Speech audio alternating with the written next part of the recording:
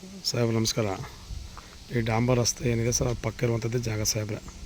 27 ಕುಂಟೆ ಬರುವಂಥ ಸರ್. ಈಗ ಏನು ಉಳುಮೆ ಮಾಡೋ ನೋಡಿ ಸಾಹೇಬ್ರೆ. ಜಾಗ ಬಂದು 27 ಕುಂಟೆ ಸಾಹೇಬ್ರೆ. ಪ್ಯೂರ್ ರೆಡ್ ಸಾಯಿಲು ನೋಡಿ ಸರ್. ರಸ್ತೆಗೆ ಹೊಂದಾಣಿಕೆ ಆದಂಗೆ ಇರುವಂಥದ್ದು ಜಾಗ ಸಾಹೇಬ್ರೆ.